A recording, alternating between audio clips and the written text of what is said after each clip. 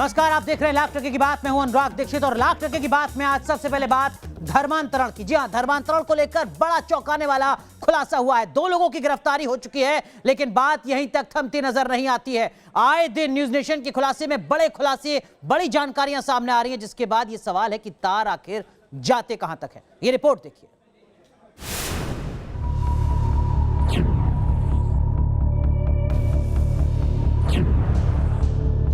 धर्मांतरण गैंग का बड़ा जाल, 1.5 साल में 1000 से ज्यादा लोगों का धर्म परिवर्तन। उमर गौतम, मुफ्ती जहांगीर, ये 2 चेहरे हैं जो बेनकाब हो चुके हैं। लेकिन शक यही है कि धर्मांतरण का ये बड़ा षड्यंत्र सिर्फ 2 चेहरों तक सीमित नहीं है। कितना गहरा है कन्वर्जन गैंग का जाल? कन्वर्जन गैंग के कितने काले चेहरे होंगे बेनकाब? एटीएस की जांच में जो बात सामने आ रही है, उससे साफ है कि यह सिर्फ लोकल नेटवर्क का काम नहीं है। सिर्फ 2 चेहरे नहीं हैं, चेहरों पर चेहरे हैं। मामला भले ही हिंदुस्तान का है, लेकिन इसके तार हिंदुस्तान तक सीमित नहीं है। धर्मांतरण का आईएसआई कनेक्शन, बड़े लेवल पर फंडिंग हुई है और अब इसकी जांच प्रवर्तन निदेशालय कर सकता है, क्योंकि जांच में बात सामने आई है कि पाकिस्तान की खुफिया एजेंसी आईएसआई ने इस काम के लिए बड़ी फंडिंग की है। इसके अलावा विदेशों से भी भारी मात्रा में पैसा मनी लॉन्ड्रिंग होकर भारत आया हो सकता है और इस मामले में कई संस्थान और ट्रस्ट की भूमिका भी संदेह के घेरे में है। आईएसआई की फंडिंग पर यूपी समेत दूसरे राज्यों में धर्मांतरण करवाने वाले रैकेट ने नोएडा डेव सोसाइटी नाम के मूक बधिरों के रेजिडेंशियल स्कूल के कई लोगों का भी धर्म परिवर्तन करवाया। इस मामले में नोएडा डेव सोसाइटी के डायरेक्टर रूमा रोही से एटीएस मुख्यालय में पूछताछ की गई। यहाँ पर 2 साल पहले भी धर्मांतरण के आरोप लगे थे। पूरे मामले में एक टीचर को स्कूल से निकाला गया था। धर्मांतरण को लेकर लोगों में गुस्सा फूट रहा है। नोएडा के मूक बधिर स्कूल पर प्रदर्शन किया गया। नोएडा में जिस डेफ सोसाइटी पर आरोप है कि यहाँ के बच्चों को कन्वर्ट किया गया, अब वहाँ पर कुछ लोग पहुँचे हैं और जो लगातार जो स्कूल का गेट है उसको ठोक रहे हैं, उसको नॉक कर रहे हैं और बाहर निकलने की बात कर रहे हैं। ये लोग दिल्ली से आए हैं और इनका आरोप है। क्यों हंगामा कर रहे हैं? हंगामा नहीं कर रहे हैं, हम सच्चाई को सामने लाना चाह रहे हैं, जैसे कि आप मीडिया बंधु के थ्रू। क्यों कर रहे हैं जी? हमारे बच्चों को हजारों परिवार इन्होंने मुसलमान बना दिए हैं। भैया हमारा कोई संगठन नहीं है, हिंदुओं पे हर हमेशा टारगेट किया जा रहा है। देख लो पाकिस्तान में क्या हो रहा है, यहाँ भी धर्म परिवर्तन हमारा करवाया जा रहा है। हमेशा हमारे पे टारगेट करते हैं और फिर कहते हैं हिंदू बदनाम करते हैं। यहाँ रहते भी है, ताली में छेद कर रही है। सुरक्षा एजेंसियां धर्मांतरण की साजिश के तह तक जाने में जुटी हैं। कन्वर्जन के खेल के कई राज हैं जो अभी बेपर्दा होने। नोएडा से मनीष चौरसिया के साथ रुमानुल्लाह खान, न्यूज नेशन, दिल्ली। धर्मांतरण गैंग को लेकर लगातार पहले भी खुलासे होते रहे हैं कि एक कमजोर तबके को आइडेंटिफाई करते हैं, उनको निशाना बनाते हैं, शिकार बनाते हैं।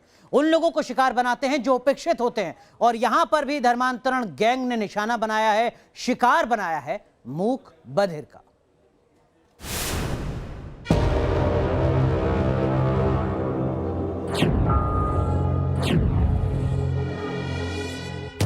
क्या है कन्वर्जन का सीक्रेट कोड?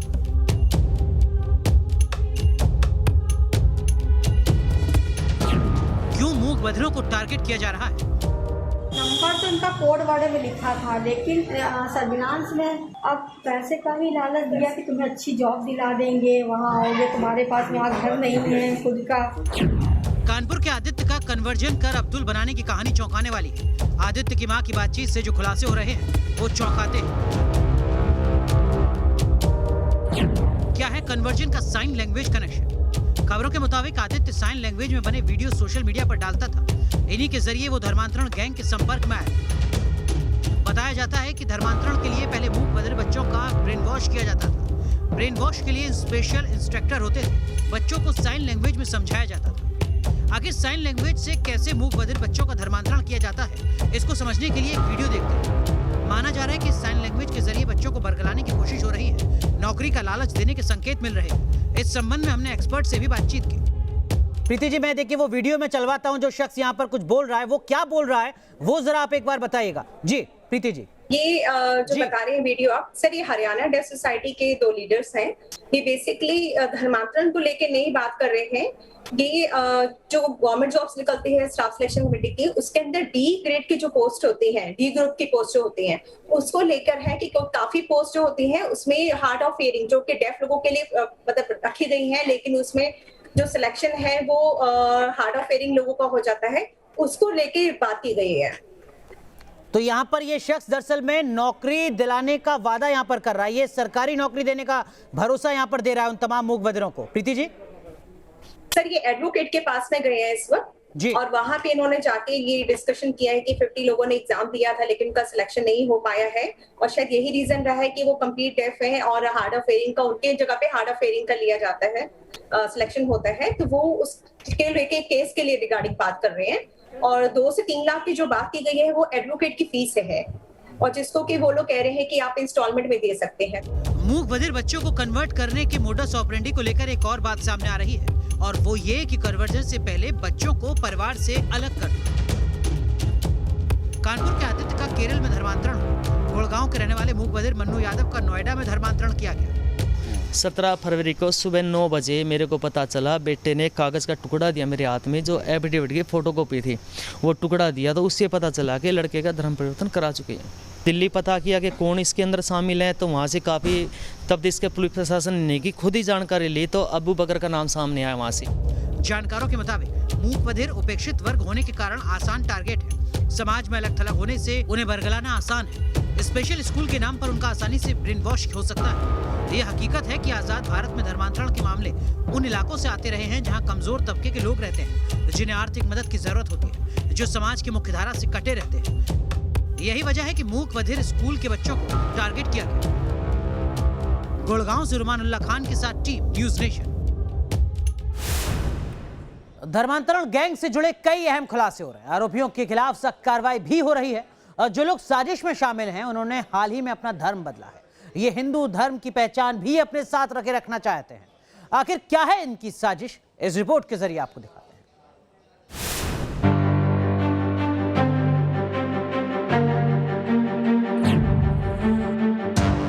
35 साल पहले हिंदू, अब मुसलमान।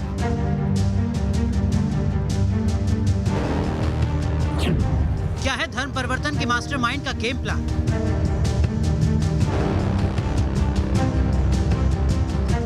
नाम में भी एक हिंदू और मुसलमान। मुसलमान बनने के बाद भी बरकरार रखी अपनी हिंदू पहचान। अपने साथियों के साथ मिलकर उमर गौतम ने धर्मांतरण की बड़ी साजिश की। यूपी सरकार बेहद सख्त है। अवैध धर्मांतरण मामले में कोर्ट ने आरोप उमर गौतम और जहांगीर की 1 हफ्ते की रिमांड दी। रिमांड के दौरान यूपी एटीएस दोनों से पूछताछ करेगी। दोनों आरोपियों पर एनएसए के तहत कार्रवाई की जाएगी। पूरे प्रदेश के माहौल को खराब करने के लिए ऐसी घटनाओं को अंजाम दिया जा रहा था। पूरे प्रकरण की उच्च स्तरीय जांच चल रही है। इसमें कानून के तहत हम कड़ी से कड़ी कार्रवाई करेंगे। आवश्यकता हुई तो गैंगस्टर एनएसए का भी उपयोग हम करेंगे। उमर गौतम के संबंध में कई अहम खुलासे हो रहे हैं। बदरुद्दीन अजमल से उसके कनेक्शन की बात सामने आ रही है। आदित्य उमर गौतम से सीधे संपर्क में थे। एटीएस ने आदित्य गुप्ता के घर से कई धार्मिक किताबों और मोबाइल को कब्जे में ले लिया। खबर है कि उमर गौतम अलीगढ़ में एक युवक के धर्मांतरण की तैयारी कर रहा था। उमर गौतम कैसे बन गया धर्म परिवर्तन गैंग का मास्टरमाइंड? हर कोई इस सवाल का जवाब जानना चाहता है। उमर गौतम की कुंडली को खंगालने के लिए न्यूज नेशन यूपी के फतेहपुर में उमर गौतम के गांव पहुंचा। उत्तर प्रदेश में जिस धर्मांतरण गिरोह का भंडाफोड़ हुआ है उसका मास्टरमाइंड मोहम्मद उमर गौतम उर्फ श्याम प्रताप सिंह गौतम, उसका घर फतेहपुर के पंथुआ गांव में है और इस वक्त हम इसी गांव के उसके पैतृक निवास में मौजूद हैं। सामने ये घर देखिए, इस पर लिखा हुआ है गौतम भवन, और इसी गांव में वो पैदा हुआ, इसी घर में वो पैदा हुआ। 6 भाइयों में चौथे नंबर का वो भाई था, और जो उसकी पढ़ाई है वो 8वीं क्लास तक की पढ़ाई वो यहीं पे हुई थी। श्याम प्रताप सिंह गौतम से उमर गौतम बनने की कहानी पुरानी है, लेकिन नई बात धर्मांतरण की साजिश की है। इस साजिश के खिलाफ उसके परिवार में भी गुस्सा है।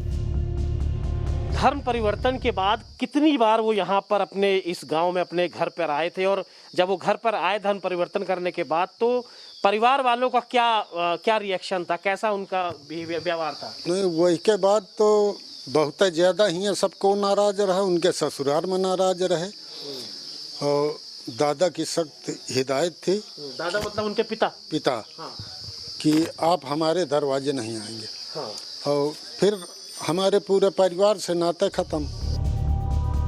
उमर गौतम की तरह कासिफ गुप्ता और रमजान विजयवर्गीय की कहानी भी एक जैसी है। दोनों जीजा साले हैं। दोनों की गिरफ्तारी डासना मंदिर से हुई थी। कासिफ गुप्ता काशी गुप्ता से कासिफ गुप्ता बना। रमजान विजयवर्गीय ने विपुल विजयवर्गीय से अपनी पहचान रमजान विजयवर्गीय कर ली। नागपुर का रहने वाला विपुल गाजियाबाद में यूनानी मेडिसिन की पढ़ाई करने के लिए आया था। यही उसका धर्म परिवर्तन हुआ।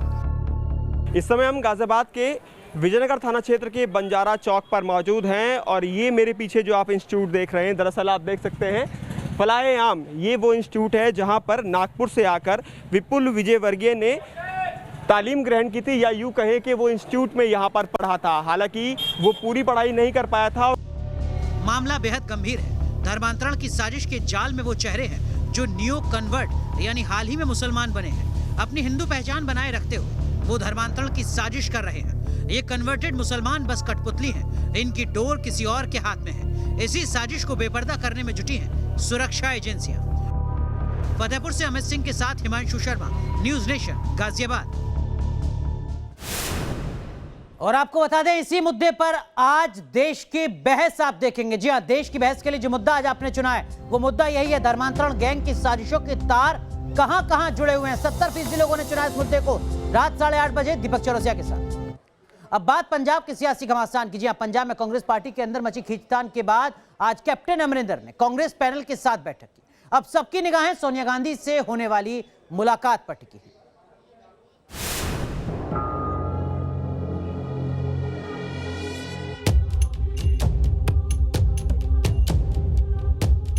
क्या कांग्रेस पंजाब में टूट जाएगी? क्या कैप्टन पकड़ेंगे अलग राह? क्या कैप्टन और सिद्धू के बीच की लड़ाई पंजाब कांग्रेस में दो फाड़ होने की वजह बनेगी? इन सब सवालों का जवाब तलाशते कांग्रेस की पंजाब यूनिट की लड़ाई अब दिल्ली पहुंच चुकी है। कैप्टन अमरिंदर सिंह और नवजोत सिंह सिद्धू के बीच सिर्फ फुटबॉल खुलकर सामने आ चुकी है। इसी सियासी टकराव को साधने की रणनीति में कांग्रेस आलाकमान के पसीने छूट रहे हैं। पंजाब कांग्रेस की रार थामने के लिए बैठकों का दौर जारी है। आज सीएम अमरिंदर सिंह ने कांग्रेस की 3 सदस्यीय पैनल के साथ मीटिंग की। 90 मिनट तक हुई इस बैठक के बाद अमरिंदर सिंह कांग्रेस लीडर अंबिका सोनी के घर चले गए। हालांकि सूत्रों के मुताबिक सिद्धू ने डिप्टी सीएम बनने से इनकार कर दिया है। सिद्धू प्रदेश अध्यक्ष बनाए जाने की मांग पर अड़ चुके हैं। बताया जा रहा है कि कैप्टन की मुलाकात अब सोनिया गांधी से होनी है। ऐसे में सबकी नजरें इस अहम बैठक पर टिकी हुई है। पैनल बैठा हुआ है और कांग्रेस प्रेसिडेंट के सामने रिपोर्ट है, तो पंजाब कांग्रेस के कोई भी नेता किसी तरीके के बयान देने से बचेंगे।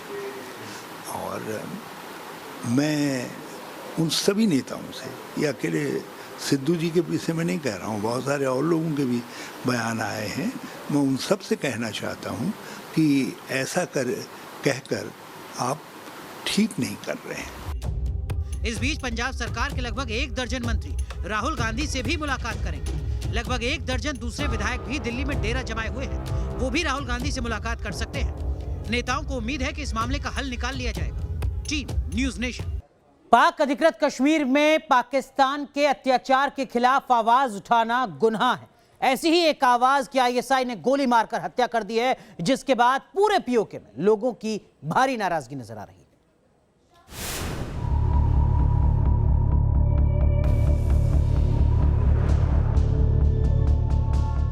माथे पर तिलक, कंधे पर केसरिया शॉल, दीवार पर जय माता दी का जयकारा, साथ में कश्मीर के पूर्व महाराजा गुलाब का पोर्ट्रेट। तस्वीर डॉक्टर गुलाम अब्बास की है, वो शख्सियत जो कश्मीरियत का सच्चा नुमाइंदा था, हिंदू मुस्लिम एकता की बात करता था, पाकिस्तान के कब्जे वाले कश्मीर में पाकिस्तानी आर्मी और आईएसआई के जुल्म के खिलाफ बुलंद आवाज था, पीओके की आवाम के हक की बात करता था। डॉक्टर गुलाम अब्बास का आईएसआई के भाड़े के हत्यारों ने कत्ल कर दिया है। 21 जून को पीओके के कोटली में डॉक्टर गुलाम अब्बास की गोली मारकर हत्या कर दी। कोटली में डॉक्टर गुलाम अब्बास जो हैं उनके घर पे किसी ने दस्तक दी, तो उन्होंने दरवाज़ा जब खोला तो दहशतगर्दों ने उनके चेहरे के ऊपर जो है वो गोलियां मारी और वो मौके पर ही शहीद हो गए। बताया जा रहा है कि एक मातम में शामिल होने डॉक्टर गुलाम अब्बास कनाडा से कोटली आए थे। 26 मई को उनके वालिद साहब जो है उनका इंतकाल हो गया पीछे कोटली में, तो वो दोस्तों के मशवरे के बावजूद जो है वो इतने गमज़दा थे कि वो पाकिस्तान चले गए और वहाँ से फिर वो कोटली चले गए POJK में, और विदिन 2 वीक्स जो है उनको दहशतगर्दों ने जो है मजहबी दहशतगर्दों ने ये कह के मार दिया कि ये मुल्हिद है, मुर्तद है, ये काफिर है, ये हिंदू है। ISI की इस कायराना हरकत के खिलाफ अवाम का गुस्सा भड़क उठा है। लोग सड़कों पर उतर आए हैं, विरोध प्रदर्शन शुरू हो गए हैं। पाकिस्तान के अवैध कब्जे वाले कश्मीर में बाजवा की बुज़दिल फौज जुल्म की इंतहा कर रही है। आवाज उठाने वालों को फौजी बूटों तले कुचल देना ही रिवायत बनता जा रहा है। POK हो या फिर बलूचिस्तान या गिलगिट बाल्टिस्तान, पाकिस्तान के हर हिस्से में सरकार के जुल्म और बदइंतजामी के खिलाफ अवाम बागी हो रही है। अवाम का गुस्सा बढ़ता जा रहा है और साथ ही बढ़ रहा है पाकिस्तानी आर्मी का जुल्म। Team News Nation. NCP chief Sharad Pawar ने आज गैर कांग्रेस विपक्षी पार्टियों के साथ करीब 2.5 घंटे तक बैठक की। ये मीटिंग दिल्ली में मौजूद एनसीपी चीफ के आवास पर हुई, जहां यशवंत सिन्हा के राष्ट्र मंच के बैनर तले शरद पवार तमाम विपक्षी पार्टियों के साथ राजनीतिक हालात पर चर्चा में जुटे। बताया जा रहा है कि इस मीटिंग में मौजूदा आर्थिक हालात पर भी चर्चा हुई है। हालांकि मीटिंग से कांग्रेस और शिवसेना ने किनारा किया। शरद पवार ने सोमवार को प्रशांत किशोर से दिल्ली में मुलाकात की, जिसके बाद ये बैठक बुलाई गई थी।